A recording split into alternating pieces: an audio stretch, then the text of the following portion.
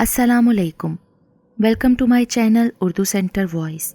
तमाम video updates के लिए उर्दू सेंटर वॉइस को सब्सक्राइब करके बेल नोटिफिकेशन को ऑन कर दें। तो आइए सुनते हैं आज की वीडियो में अपनी ख्वाहिशात को हर हालत में पूरा करने वाले एक शख्स की पुरअसरार और सबक आमोज़ कहानी। मैं इस ज़िंदगी से बिल्कुल बेजार आ चुका था। समझ नहीं आ रहा था कि क्या करूं, कहाँ जाऊं। अक्सर घर से निकलते हुए यही ख्याल आता खुदकुशी कर लूं, मगर हिम्मत नहीं हो पाती थी। रात 12 से ऊपर टाइम हो चुका था। मैं जानता था घर जाने पर बीवी पहली बात यही कहेगी, आज फिर मालिक मकान आया था किराया लेने। माँ बाप साथ तो नहीं रहते थे, मगर हर महीने कुछ न कुछ उन्हें भी देना होता था, वरना माँ जिंदगी हराम कर देती थी ताने दे देकर। बाप की दवाइयाँ लानी होती थीं। दोनों मेरे भाई के पास रहते थे, मगर थोड़ा बहुत मुझे भी करना पड़ता था। मेरे भाई के मुझसे कुछ ही हालात बेहतर थे, मगर मेरे हालात तो दिन ब दिन ख़राब होते जा रहे थे और नौबत फाकों तक पहुंच गई थी। मैं आज सुबह बीवी के सवालों से बेजार घर से निकल आया था। पूरा दिन बगैर कुछ खाए सड़कों पर मारा मारा फिरता रहा। पूरा दिन इसी तरह गुजर गया था। मुझे चक्कर आ रहे थे। ये कौन सा रास्ता था मैं नहीं जानता था। मुझे यहाँ एक दीवार में नलका लगा हुआ दिखाई दिया। प्यास से गले में कांटे चुभ रहे थे। मैं फौरन ज़मीन पर बैठ गया और बेताबी से उसे घुमाने लगा, मगर उसमें से पानी के चंद कतरे गिरे। 2-4 बार हाथ का झटका देने से चंद बूंदें पानी की गिरी। मैंने एक घूंट पानी का पिया और अपने सूखे गले को तर किया। हवा बहुत तेज चलने लगी थी। गर्दो गुबार और सूखे पत्ते मुझसे टकरा कर गुजर रहे थे। मैं अब घर जाना चाहता था। एक छोटे से कस्बे में मेरा 3 कमरों का किराए का घर था, मगर मैं शायद चलते चलते आबादी से दूर निकल आया था। हवा ने आंधी की शक्ल इख्तियार कर ली थी। हर तरफ धूल मिट्टी थी। मैं हाथों की दीवार बनाए खुद को धूल मिट्टी से बचाता जो आंखों में जा रही थी चलता जा रहा था। अचानक मेरा पाँव एक घड़े में चला गया। मैं वहीं बैठकर अपने पाँव को बाहर निकालने लगा। पाँव तो बाहर निकल आया, मगर जूता अंदर गिर गया। एक और परेशानी में वहीं सर पकड़कर बैठ गया। मुझे वहां बैठे अभी कुछ ही टाइम गुजरा था कि मुझे चंद कदम के फासले पर धुआं निकलता हुआ महसूस हुआ। मैं अपना वहम समझकर देखने के लिए पास आया, मगर ये धुआं ही था जो एक 5 फुट के घड़े में से निकल रहा था। हल्की सी रोशनी भी दिखाई दे रही थी और अंदर जाने का रास्ता भी बना हुआ था। मैं बिना किसी डर और खौफ के नीचे उतर गया। मैं नीचे झुक कर उतर रहा था। तकरीबन 4 फुट की गहराई पर अंदर एक छोटा सा कमरा था और वहां एक आदमी बैठा कुछ पढ़ रहा था। मैं उसे देखकर बहुत हैरान हुआ। रात के इस सन्नाटे में एक आदमी जिसकी लंबी दाढ़ी और कमर तक बाल, आधे बालों का सर पर एक छोटा जूड़ा बनाए कुछ पढ़ रहा था। उसके आगे एक प्लेट पड़ी थी। उसमें एक अजीब तरह का चाकू, फूलों की पत्तियां और एक दिया जल रहा था। वो जगह इतनी तंग थी कि मैं झुककर खड़ा था और मेरी कमर छत को छू रही थी। कुछ देर उसी तरह खड़ा रहने से मेरी तो कमर अकड़ गई थी। मैं वहीं उसके पास बैठ गया। मेरे बैठने के चंद मिनट बाद उसने अपनी आंखें खोली। आंखें सुर्ख अंगारा हो रही थीं। उसकी नाक बिल्कुल तोते जैसी थी, चेहरा लंबा और बेहद पतला। वो कुछ देर अपने सामने रखी प्लेट को देखता रहा, फिर उसने मेरी तरफ देखा। मैं उसके इस तरह देखने पर घबरा गया। इससे पहले कि मैं वहाँ से उठकर चला जाता, वो कहने लगा, मैं जानता हूँ तुम इस वक्त किस तकलीफ़ में हो। तुम्हारी हर परेशानी मालूम है मुझे। ये बात सुनकर मैं बेहद हैरान हुआ और फ़ौरन उसके कदमों में गिर गया। बाबा जी, अगर आप मेरी तकलीफ़ के बारे में जानते हैं तो फिर ये भी जानते होंगे ना कि मैं क्या चाहता हूँ। जानता हूँ, मगर तुम्हारे मुँह से सुनना चाहता हूँ। बाबा साईं, मैं गुर्बत की ज़िंदगी से निजात चाहता हूँ। खुदा के लिए मेरी मदद करो। जो तुम चाहते हो वैसा ही होगा, मगर एक शर्त पर। जी जी बाबा साईं, फरमाइए। तुम्हें सिर्फ अपनी ये बात बदलनी होगी, अल्लाह के लिए नहीं, बल्कि ये कहना होगा कि ऐ शैतानी शक्तियों के खुदा, मेरी मदद करो। वो अपना एक हाथ बुलंद करके बोला। मैंने चंद सेकंड को सोचा, क्या पता मेरे इस तरह कहने पर जाने ये मुझे कुछ ऐसा दे दे जिससे मेरी ज़िंदगी बदल जाए। और अगले ही पल मैंने उसकी तरह एक हाथ बुलंद करके कहा, ऐ शैतानी शक्तियों के खुदा, मेरी मदद कर। मेरे इस तरह कहने पर उसकी आंखों में फतह की चमक आई। اس نے اپنے آگے میری پھولوں کی پتیوں کو ہٹایا اور نیچے سے ایک ہاتھ کے برابر مٹی کی بنی گڑیا نکالی۔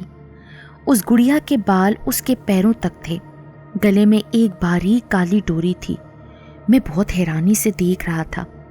لڑکے، وہ اپنی گرجدار آواز میں بولا، یہ گڑیا ہی تیرے تمام مسائل کا حل ہے، مگر یہ تجھے میں ایک شرط پر دوں گا۔ میں دل میں سوچ رہا تھا کہ بس میری زندگی کے مسائل حل ہو جائیں، یہ جو بھی کہے گا مجھے منظور ہوگا۔ لڑکے، یہ کوئی عام گڑیا نہیں ہے، اس کو شیطانی شکتیوں کا آشیرواد ہے۔ یہ گڑیا اس وقت تک تیرے پاس رہے گی تیری غلام بن کر، جب تک تیری اولاد پیدا نہیں ہو جاتی، اور واپس آنا ہوگا تو بدلے میں جو تیری پہلی اولاد ہوگی اسے مجھے ان شیطانی شکتیوں کے خدا کے چرنوں میں بلیدان کرنا ہوگا۔ ابھی 2 دن پہلے ہی تو میری بیوی سمیرہ نے یہ خوشخبری سنائی تھی کہ میں امید سے ہوں، مگر میری زندگی جن الجھنوں میں تھی، یہ خوشخبری بھی مجھے ایک بوجھ ہی لگی تھی جو ہمیں شادی کے 5 سال بعد ملی تھی۔ میں سوچ رہا تھا کہ جیسی زندگی کی خواہش مجھے ہے، میری زندگی ویسی ہو جائے تو ایک بچے کا کیا ہے؟ ایک بچے کو قربان کر بھی دوں تو کیا ہے، بچے تو اور بھی ہو جائیں گے۔ میں پھر اس بابا کے قدموں میں گر گیا۔ مجھے منظور ہے، آپ کی تمام شرط منظور ہے۔ ٹھیک ہے تو پھر سن۔ اس نے ایک شیشے کی چھوٹی بوتل پکڑی جس میں کالی راکھ تھی۔ اس راکھ کا تجھے ایک حصار بنانا ہے۔ یہ کیل پکڑ اور اس گڑیا کو اس کیل کے ساتھ لٹکا، اسی کمرے میں جہاں تو یہ حصار بنائے گا۔ اس گڑیا کا ایک بال کاٹ کر جلا دینا۔ ایک آتما تڑپتی ہوئی اس حصار میں حاضر ہو جائے گی۔ وہ آتما تیری غلام ہوگی۔ تو جو چاہے مانگ، تیری خواہش پوری ہوگی، مگر 24 گھنٹے میں صرف ایک بار تو آتما کو حاضر کر سکتا ہے۔ بس اتنا یاد رکھنا، گڑیا کے گلے کی کالی ڈوری نہیں کھلنی چاہیے۔ جس دن یہ کھل گئی تو بربادی ہوگی۔ وہ آتما کسی کو نہیں چھوڑے گی۔ اب بول، اپنا ایمان اپنی اولاد کو قربان کرے گا؟ میں نے فوراً ہاں کہہ دی۔ بابا نے مجھے وہ گڑیا اور سامان ایک کالے کپڑے میں باندھ کر دیا اور میں باہر آ گیا۔ طوفان تھم چکا تھا۔ باہر آ کر مجھے پتا چلا کہ یہ تو عیسائیوں کا قبرستان ہے۔ میں فوراً وہاں سے بھاگ آیا۔ گھر کے دروازے پر دستک دی۔ پہلی دستک پر ہی میری بیوی سمیرہ نے دروازہ کھول دیا۔ کہاں چلے گئے تھے آپ؟ رات کے 2 بج گئے ہیں۔ میں کتنی پریشان تھی۔ پتہ ہے مجھے ایک بہت اچھی خبر سنانی تھی آپ کو۔ جو بات میں کہنے والا تھا وہ میری بیوی نے کہہ دی۔ اچھا سناؤ، کیا خوشخبری ہے؟ آپ کے بڑے بھائی آئے تھے، پورے 5,000 دے کر گئے ہیں، اور شہر میں آپ کے لیے نوکری کا بھی انتظام ہو گیا ہے، پورے 25,000 پر۔ یہ بچہ ہمارے لیے بہت ہی لکی ہے۔ دیکھیں، ابھی ہمیں اس کے آنے کی خبر ملی اور ادھر اللہ نے ہماری سن لی۔ میں سمیرہ کی باتیں انسنی کرتا کمرے میں آ گیا۔ آپ کچھ بول کیوں نہیں رہے؟ میں نے آپ کو اتنی اچھی باتیں بتائی ہیں۔ ہاں سن لی ہیں میں نے، نخوت سے کہتا ہوا کرسی پر بیٹھ گیا۔ گھر میں کھانے کی خوشبو پھیلی ہوئی تھی۔ میں نے آپ کی پسند کا قورمہ بنایا ہے، وہ جو لیاقت بھائی پیسے دے کر گئے تھے نا، ان سے۔ اچھا ٹھیک ہے، سن لیا ایک بار، لیاقت بھائی پیسے دے کر کیا تھا۔ جاؤ جا کر کھانا لاؤ۔ میں اس وقت تنہائی چاہتا تھا اور سوچ رہا تھا کس کمرے میں یہ عمل کیا جائے جہاں ہمارے علاوہ کوئی جا نہ سکے، اور یہ راز اپنی بیوی کو بتانا بھی ضروری تھا۔ وہ مان جائے گی، میں جانتا تھا، کیونکہ اس کے بھی بہت سے خواب تھے، مگر میں بچے والی بات کو لے کر پریشان تھا۔ میں جانتا تھا میری بیوی اس بات کے لیے راضی نہیں ہوگی۔ پھر میں نے آدھی بات اسے نہ بتانے کا سوچا کہ جب بچہ ہوگا دیکھا جائے گا، اور پھر مطمئن ہو گیا۔ کھانا کھانے کے بعد میں نے اپنی بیوی کو بتا دیا۔ وہ کہنے لگی، ابرار، اس کام میں کوئی خطرہ نہ ہو۔ ارے نہیں ہوگا، بس میں جیسا کہوں ویسا ہی کرنا ہوگا۔ ابھی تم سب سے پہلے پورے گھر میں جتنی بھی قرآنی آیات ہیں، قرآن مجید ہے، مجھے دو، میں مسجد میں رکھ کر آتا ہوں۔ ہم دونوں میاں بیوی کی آنکھوں پر اس وقت خواہشات کی لالچ کی پٹی بندھی تھی۔ لالچ کے سوا کچھ دکھائی ہی نہیں دے رہا تھا۔ صبح فجر کے وقت میں مسجد گیا اور تمام قرآنی آیات قرآن مجید رکھ کر فوراً واپس آ گیا۔ میرے آنے سے پہلے سمیرہ نے گھر کے پچھلے والی سائڈ پر جو سٹور روم تھا بالکل خالی کر دیا۔ سب سے پہلے دروازے کی سائیڈ والی دیوار پر کیل لگایا اور گڑیا اس کے ساتھ لٹکا دی۔ پھر اس کانچ کی بوتل میں سے راکھ کا ایک حصار بنایا، گڑیا کا ایک بال کاٹ کر جیسے ہی اسے جلایا دائرے میں دھواں بننے لگا۔ ہم دونوں میاں بیوی ڈر کی وجہ سے ایک دوسرے کے ساتھ جڑے کھڑے تھے۔ وہ دھواں آہستہ آہستہ عورت کے روپ میں آ گیا جو ساڑی پہنے کھڑی تھی، گلے میں ایک کالی ڈوری بندھی تھی۔ اس عورت کے بال بھی اتنے ہی لمبے تھے جیسے گڑیا کے بال پیروں تک تھے۔ اس عورت کے بال بھی اس کے پیروں کو چھو رہے تھے۔ اس کے پاؤں زمین سے 1 فٹ اونچے تھے۔ وہ اپنی پھٹی پھٹی آنکھوں سے ہمیں دیکھ رہی تھی۔ ہم دونوں میاں بیوی بھی اسے دیکھے جا رہے تھے۔ ڈر اور خوف کی وجہ سے کچھ بولا ہی نہیں جا رہا تھا۔ اچانک وہ آتما اپنی گرجدار آواز میں بولی، اے شیطانی شکتیوں کے ماہان خدا کے غلام، بتاؤ تمہارے لیے میں کیا کر سکتی ہوں؟ میں فوری طور پر سمجھ نہیں پایا کہ کیا مانگوں۔ میری بیوی سمیرا بول پڑی، ہمیں فوراً 5 لاکھ روپے چاہیے۔ سمیرا کا کہنا تھا کہ وہ آتما ایک دم غائب ہو گئی۔ ارے یہ کہاں چلی گئی؟ تو کیوں بول پڑی؟ مجھے کہنے دیتی نا، اگر کچھ الٹا ہو گیا تو پھر؟ سمیرا مجھ پر ناراض ہونے لگی۔ تم تو کچھ بول ہی نہیں رہے تھے، اس لیے میں بول پڑی۔ اتنے میں آتما دوبارہ اس حصار میں حاضر ہوئی۔ تمہاری خواہش پوری ہوئی، پلٹ کر دیکھو۔ میں نے پلٹ کر دیکھا، پیچھے نوٹوں کی گڈیاں ہی گڈیاں پڑی تھیں۔ آتما غائب ہو چکی تھی۔ ہم میاں بیوی خوشی سے پاگل ہو رہے تھے۔ ارے یہ تو کمال ہو گیا۔ میں پیسوں کو ہاتھ میں پکڑے پورے کمرے میں گھوم رہا تھا، کبھی ان پیسوں کو چومتا، کبھی سینے سے لگاتا۔ دیکھنا سمیرا، اب میں دنیا کا سب سے امیر انسان بن جاؤں گا، سب سے امیر انسان۔ سورج کی روشنی پورے صحن میں پھیل گئی تھی، مگر ہم میاں بیوی کی آنکھ ایک پل کے لیے بھی نہیں لگی تھی۔ راتوں رات ہم میاں بیوی نے پوری دنیا گھومنے کا پلان بنایا۔ صبح کے 9 بج رہے تھے جب دروازے پر زور کی دستک ہوئی۔ دروازہ کھولا، سامنے ہی مالک مکان ماتھے پر کئی بل ڈالے کھڑا تھا۔ کتنی بار کہا ہے تم لوگوں کو کہ مکان خالی کرو، میں نے اس گھر کا سودا کرنا ہے، مجھے پیسے چاہیے، مگر تم لوگ تو قبضہ جما کر بیٹھے ہوئے ہو، نہ کرایہ دیتے ہو نہ گھر خالی کرتے ہو۔ اچھا چاچا زیادہ باتیں نہ کر، بتا کتنے کا یہ گھر بیچنا چاہتا ہے؟ پورے 50 لاکھ کا۔ چاچا تو یہ گھر مجھے بیچ دے، میں تجھے اس گھر کا 1 کروڑ دوں گا۔ بتا کیا کہتا ہے؟ آج سے یہ گھر میرا۔ بیٹا ابرار، لگتا ہے غربت نے تجھے پاگل کر دیا ہے۔ 5000 کرایہ دینے کی تو تیری اوقات نہیں، چلا ہے گھر خریدنے، وہ بھی دگنی قیمت میں۔ میں نے جیب سے 5 لاکھ نکال کر مالک مکان کے آگے رکھے۔ یہ 5 لاکھ چاچا تو ایڈوانس رکھ، تمام پیپر تیار کروا، مجھے یہ مکان 1-2 دن میں ہی چاہیے۔ چاچا حیرانی سے کبھی مجھے تو کبھی پیسوں کو دیکھ رہا تھا۔ تو جھوٹ تو نہیں بول رہا نا؟ واقعی 1 کروڑ کا مکان خریدے گا نا تو؟ زبان دی ہے چاچا تجھے، آج سے یہ میرا مکان، پیسے تیرے۔ چاچا 5 لاکھ پکڑے ہزاروں دعائیں دیتا ہوا چلا گیا۔ سب پیسے کا کھیل ہے، میں نے ہنستے ہوئے کہا اور اندر آ گیا۔ رات میں پھر اسی کمرے میں موجود تھا۔ اس وقت میں اکیلا تھا، سمیرا کچن میں تھی۔ میں نے گڑیا کا بال کاٹ کر جلایا۔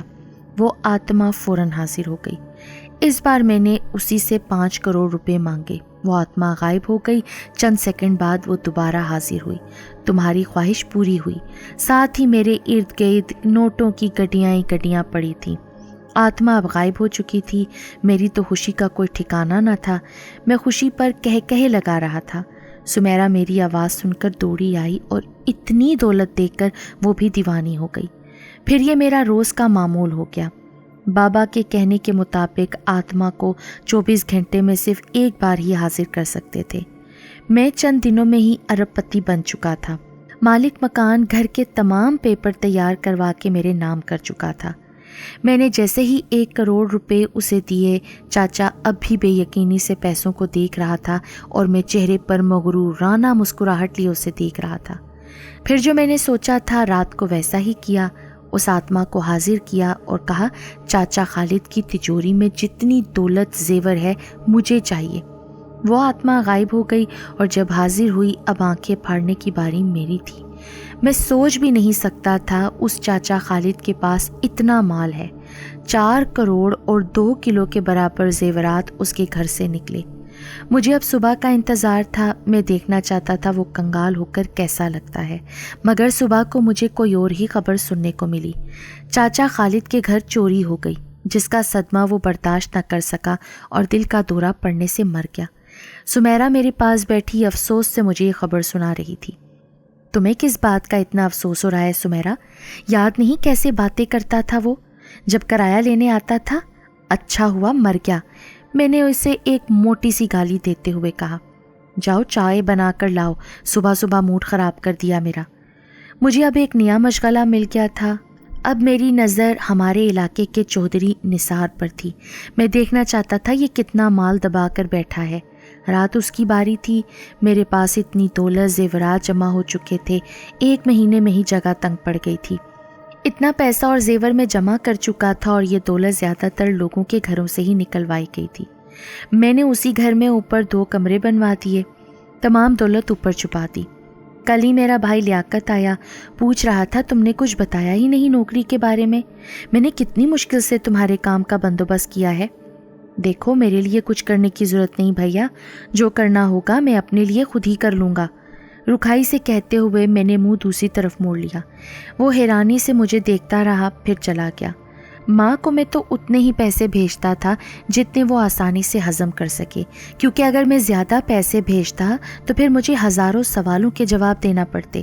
میں روزانہ کیلنڈر پر کراس لگا رہا تھا۔ 4 مہینے ہو گئے تھے اس آتما کو میرا غلام بنے، ابھی میرے پاس بہت ٹائم تھا۔ سمیرا کو 5واں مہینہ تھا، وہ بے حد خوش تھی، وہ اب میرے ساتھ اس کمرے میں بھی نہیں جاتی تھی۔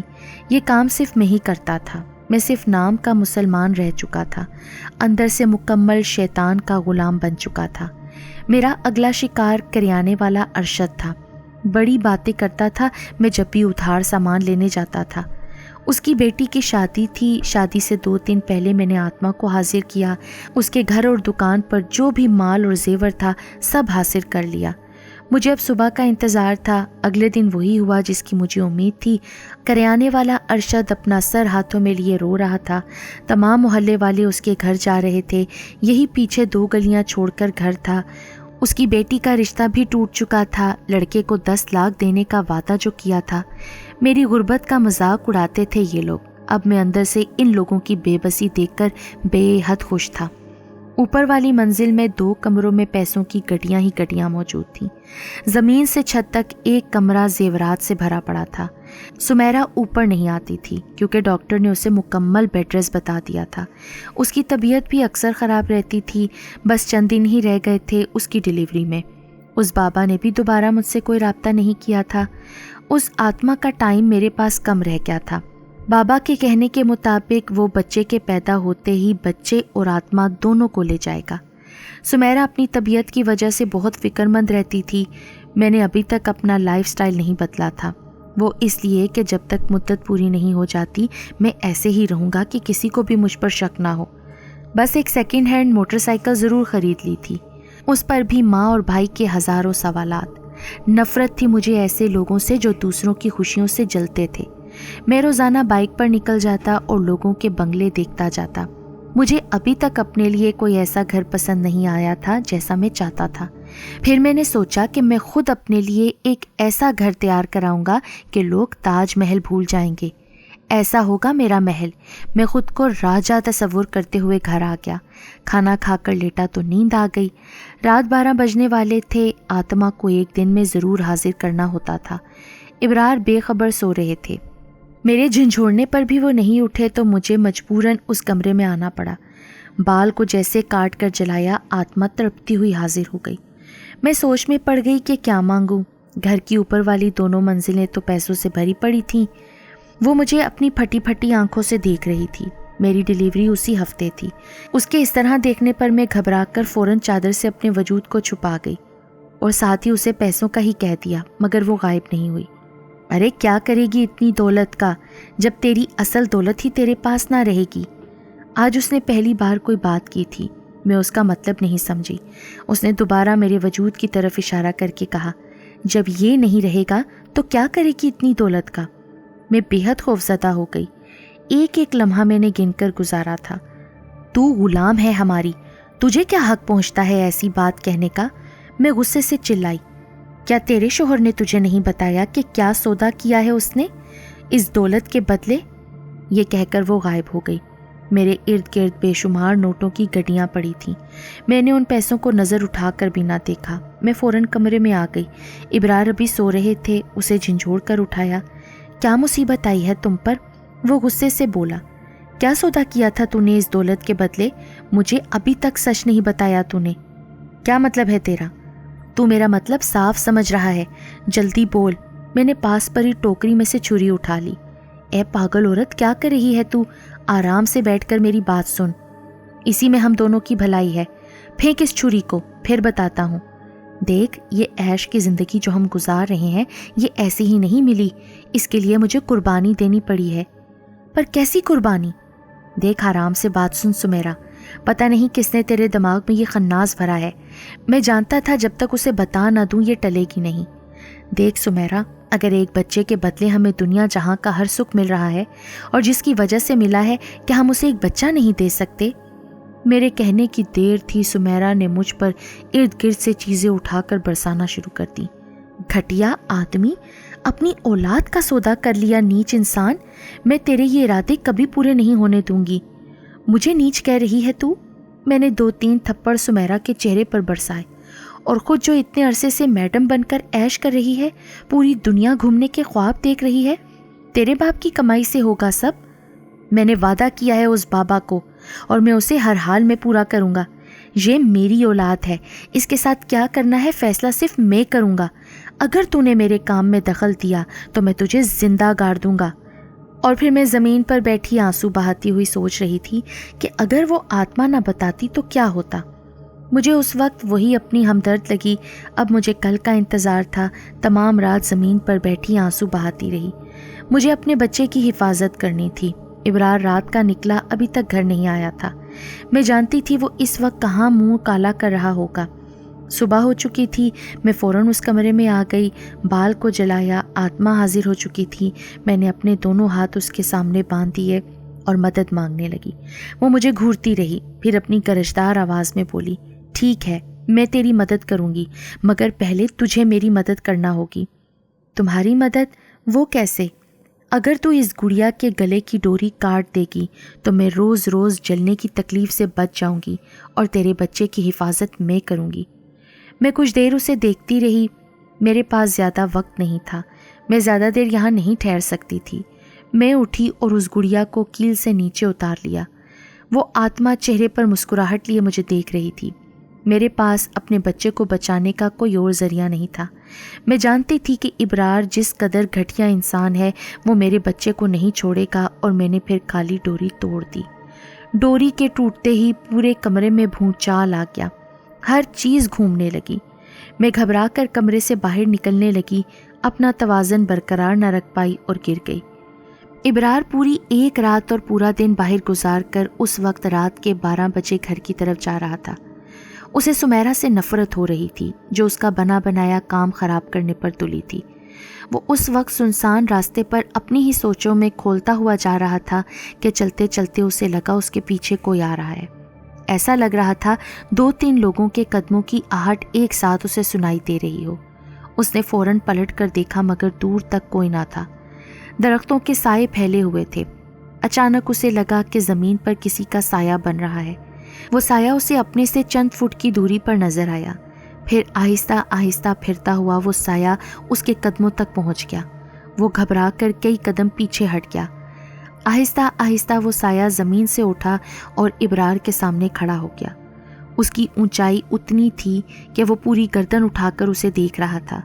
خوف سے اس کی حالت خراب ہو رہی تھی، قدم ساتھ نہیں دے رہے تھے، پاؤں ایسے تھے جیسے انہیں کسی زنجیر نے جکڑ لیا ہو۔ بہت شوق تھا نا تجھے اڑنے کا؟ ایک نسوانی گونجدار آواز آئی۔ کون ہے یہاں؟ اس نے چلا کر پوچھا۔ اچانک اس کے پاؤں زمین سے اٹھے اور وہ ہوا میں اڑتا گیا۔ وہ اپنے پاؤں کو بری طرح ہلا رہا تھا، چیخ رہا تھا، مگر ایسا لگ رہا تھا کہ اس کی پکار سننے والا یہاں کوئی نہیں ہے۔ کچھ دیر ہوا میں اڑنے کے بعد زمین پر اسے پٹخ دیا گیا۔ سر پر شدید چوٹ لگنے کے باوجود وہ زمین سے فوراً اٹھ گیا۔ وہ اس وقت جہاں تھا یہ جگہ وہ اچھی طرح پہچانتا تھا۔ یہ وہی قبرستان تھا جہاں پہلی بار وہ بابا اس سے ملا تھا۔ بربادی بربادی، اسے چلانے کی آواز آئی۔ اس نے پلٹ کر دیکھا، بابا اس کے سامنے تھا۔ اس وقت وہ بھی کسی بلا سے کم نہیں لگ رہا تھا۔ پسینے میں شرابور، جلے ہاتھوں کے ساتھ، آنکھوں میں سرخی لیے، دانتوں کو پیستے ہوئے وہ اس کی طرف بڑھ رہا تھا۔ میں نے تجھ پر احسان کیا اور بدلے میں تو نے نامراد مورخ، دیکھ تو نے کیا کیا۔ جس جگہ وہ پڑھائی کرتا تھا وہاں سے آگ کے شعلے نکل رہے تھے۔ اسے کچھ سمجھ نہیں آ رہا تھا کہ یہ کیا ہو رہا ہے۔ تو نے میری برسوں کی تپسیا برباد کر دی، میں تجھے مار ڈالوں گا۔ وہ دان چبا چبا کر بولتا ہوا اس کی طرف بڑھا۔ اچانک ایک کالی رسی آئی اور اس بابا کے گلے میں لپٹ گئی اور زمین پر گھسیٹتے ہوئے اس کی آنکھوں کے سامنے اسے لے گئی۔ اس نے خوف سے اونچی اونچی آواز میں چلانا شروع کر دیا۔ اس کے سوچنے سمجھنے کی صلاحیت ختم ہو گئی تھی۔ وہ وہاں سے بھاگ نکلا، بھاگتے چلاتے گھر پہنچ گیا۔ دروازہ کھلا ہی تھا، وہ اندر آ کر فوراً دروازہ بند کرنے لگا۔ پھر اسے خیال آیا کیوں نہ اس آتما سے مدد مانگے۔ یہی سوچ کر وہ اس کمرے میں آیا۔ یہ دیکھ کر اس کا دل حلق میں آ گیا۔ اس حصار میں بابا کی لاش لٹک رہی تھی۔ اس نے پلٹ کر دیکھا، وہ گڑیا زمین پر ٹوٹی پڑی تھی۔ اس کے گلے کی کالی ڈوری کٹ چکی تھی۔ اب وہ سارا ماجرا سمجھ چکا تھا۔ اس نے دل ہی دل میں سمیرا کو کئی گالیاں دیں۔ یہ یقیناً اسی کا کام تھا۔ اس پر جو آفت آئی تھی اس کی وجہ سمیرا ہی تھی۔ غلام آتما اب آزاد ہو چکی تھی۔ پھر اس نے سوچا کیوں نہ گڑیا کو جلا دوں، کیا پتا وہ آتما بھی ختم ہو جائے۔ اس نے زمین سے اس ٹوٹی گڑیا کو اٹھایا اور کچن میں آ گیا۔ ابھی اس نے ماچس پکڑی ہی تھی کہ اسے زور کا دھکا لگا اور وہ زمین پر گر گیا۔ مجھے جلائے گا تو؟ وہ آتما اس کے سامنے تھی۔ تو کیا سمجھتا ہے اسے جلانے سے میں ختم ہو جاؤں گی؟ بھول ہے تیری، بہت تڑپایا ہے تو نے مجھے، میرے وجود کو جلا جلا کر اپنی تو لالچ کو بھرتا رہا ہے۔ تو دیکھنا چاہتا ہے جلن کی تکلیف کیسی ہوتی ہے؟ نہیں نہیں، مجھے معاف کر دو اے غلام آتما، مجھے معاف کر دو۔ مجھے تو اس بابا نے کہا تھا، میں نے ویسا ہی کیا، میرا کوئی قصور نہیں۔ جانتا ہے تو نے کتنے لوگوں کو مارا ہے، کتنوں کے گھر برباد کیے ہیں۔ آج تیری باری ہے، نہیں مجھے چھوڑ دو تم۔ آتما کی آنکھوں سے شعلے نکلے اور اس کے ارد گرد آگ لگ گئی۔ وہ وہاں سے فوراً سیڑھیوں کی طرف بھاگا اور اوپر کی منزل پر آ گیا، مگر ہر کمرے میں دولت کا ڈھیر تھا۔ اسے چھپنے کے لیے کہیں جگہ نہیں مل پا رہی تھی۔ وہ آتما ابھی تک اس کے پیچھے کھڑی کہکہے لگا رہی تھی۔ اس کی آنکھوں سے نکلتے شعلوں نے ان کمروں میں بھی آگ لگا دی جہاں اس نے دولت کا ڈھیر لگا رکھا تھا۔ اس کے سامنے تمام دولت جل کر راکھ ہو رہی تھی، زیورات جل کر پگھل رہے تھے، پورے گھر میں آگ لگ چکی تھی، اور پھر اس آگ نے اس کو بھی اپنی لپیٹ میں لے لیا، اور وہ درد سے چیختا چلاتا رہا اور بالآخر اس کی چیخیں ختم ہو گئیں۔ یہ عورت کون تھی جو ایک بے حد خوبصورت بچے کو جنم دے کر دم توڑ گئی؟ ڈاکٹر نے چوکیدار سے پوچھا، جو بتانے لگا کہ کالی ساڑی پہنے ایک لمبے بالوں والی عورت اس پریگننٹ عورت کو یہاں چھوڑ کر فوراً پلٹ گئی تھی۔ چند دن انتظار کے بعد اسے لاوارث سمجھ کر دفنا دیا گیا۔ جس ڈاکٹر نے آپریشن کیا تھا اس کی اپنی اولاد نہ تھی۔ اس نے وہاں کے تمام سٹاف سے کہہ دیا کہ جب تک اس کے وارثوں کا پتہ نہیں چلتا یہ بچہ میرے پاس ہی رہے گا۔